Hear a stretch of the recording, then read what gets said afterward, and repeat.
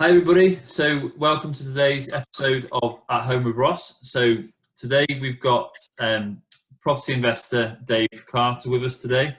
So just to give you a little bit of a light introduction, Dave is a property investor that I've worked with now on and off for a while, and we've basically gone from thinking about the concept of investing in property to actually now running a portfolio.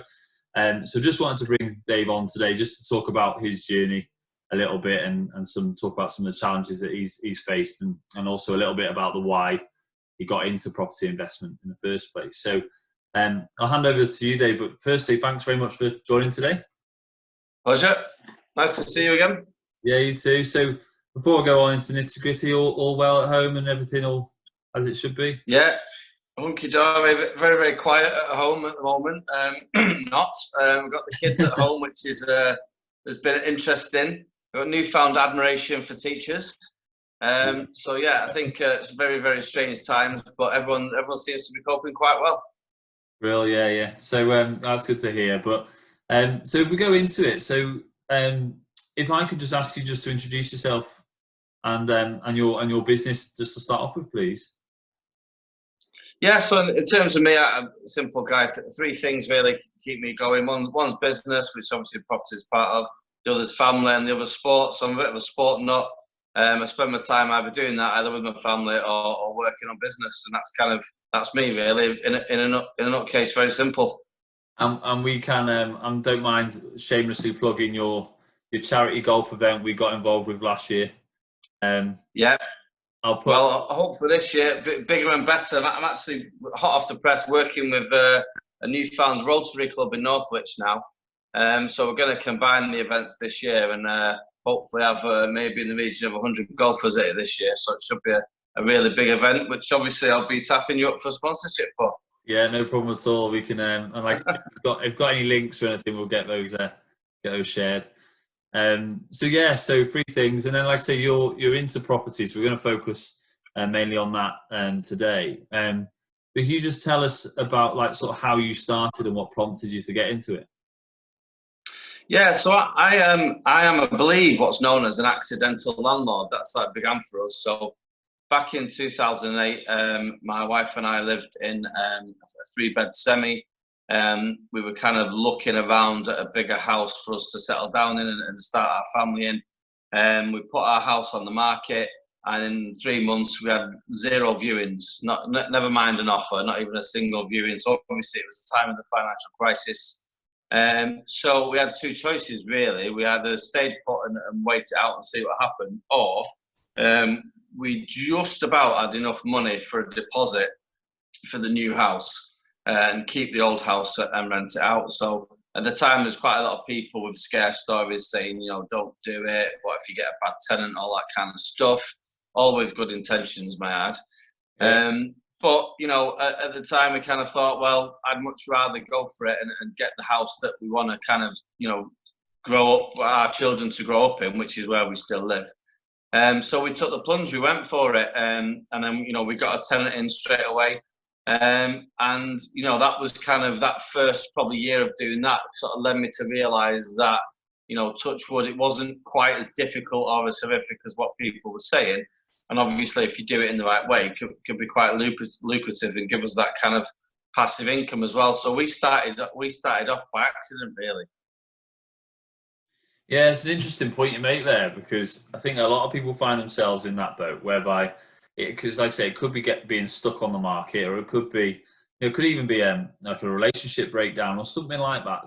There's a whole bunch of scenarios that you might need to recommute with work. Lots of different scenarios that could cause that to happen. But there's a couple of points you just mentioned there, but it's all sort of underpinned by, i.e., doing it properly, and also the tenant. I suppose if you've got a problem tenant initially, it might have been a different story, but then again, there's things you can do around that, I suppose, isn't there? To manage the tenant and things. So, okay, so along that journey then, so if you can sort of talk about what sort of way you were then. So you're on the market, you've got your first tenant, and so what's your journey been like since, and where are you at now? So, I mean, essentially, that kind of made us realise that actually this could be work quite well for us financially, and touch wood, not too much hassle. So that led then us to thinking, well, let's perhaps get other properties and see how that goes. We've had, we've got other properties over the year, and thankfully they've gone largely well with a few blips. But yeah, that was it really. We just used that as the blueprint, and built it up as we went on. Save money from one house, to get the deposit for the next one. Generally speaking, you save up your 25% plus fees, and that can enable you to buy another property. So, we went through constantly looking at, Rightmove, Zoopla, what have you, to look for opportunities, and then getting good relationships with the estate agents around. A couple of properties we bought before they went on to Rightmove, because of those relationships. So, you get a call saying this has just come on the market, it's in your price range. And we just, built it up like that, really. And I think, in terms of learnings along the way, for me, you touched on it then about, tenants and what have you. And for me, the key to it all is having the right relationships. So, obviously a mortgage broker is one, but even with tradesmen, having, good plumbers, electricians, all those kinds of people to call on when things go wrong. And also a good relationship with a tenant. I've been fortunate, virtually all of my tenants have been brilliant. The odd issue here and there, but really quite small. And I think that's because, there's a lot of nonsense written about tenants and landlords, and the vast majority of tenants are really good, nice, sound people, as are the vast majority of landlords. Obviously, there's a fraction, a very small percentage of both populations that aren't, but I found most people to be really good, down to earth, hard-working, house-proud people that want to pay the rent and have that pride. And I think, and I'm hopefully this will stay true for the next few months. I think that's what we're seeing at the moment in this current situation. Yeah, I mean, there's even like whole TV programs dedicated to. I'm not going to make channels or any titles, but there's even whole TV programs dedicated to landlords and tenants. And I think, like I say, the industry can have a bad reputation, but it's one of those, like you said there, about the vast majority. We're all doing it for the right reasons, but it's like going into it with your eyes and ears open, isn't it? It's like anything. There's risk of anything, like you said at the start. Taking that risk, putting your property as a rental, then freeing it up to move on. That was a risk. Yeah. It seems to gain the experience from it, and you move on from there. Okay, so and so with regards to the pandemic, then, so if we focus on what's going on at the moment with the coronavirus, how's that impacted the business, your tenants, the properties? What's the situation? Yeah, so I mean, as it stands, it hasn't really. I don't think it will for the foreseeable few months. I think it's after that we might see an issue. So because of the furlough scheme, most of my tenants are either on furlough or still in some sort of work, or perhaps got some savings as well.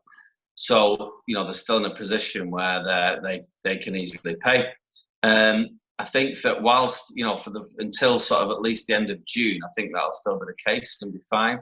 I think where we may see challenges is beyond that, sort of 3 to 6 months after that, where if the economy does have a downturn, then people may lose jobs and then be in a situation where they have some difficulty. I think that's where it may hit. And obviously, if that does, that'll be a problem for a lot of people across the country, whether they be paying rent or paying mortgages. So at the moment, I actually think this is, in terms of the actual virus, obviously we're hitting, or hopefully past peak now, and hopefully we've passed the worst. But in terms of the financial knock-on impact, I think that is yet to come. I think we're way before that at the moment. Yeah, possibly going to come in segments, I would imagine, with different industries. We were talking to an accountant yesterday, and he like to say we sort of predict that actually we're going to see different industries impacted at different phases, which I think is a fair call. And obviously, depending on your tenants, depends how that impacts you as an individual and a business. But with regards to mortgages and things, obviously mortgage lenders have extended the payment holidays to landlords and things, and obviously, like you mentioned, the furlough scheme. And it's just, I suppose, it's just about, like you said before, relationships, managing the relationship you've got with a tenant, because ultimately, I think always how somebody deals with adversity does give a little bit of an indication to how they are as an individual and a business in Yeah. the main. Yeah.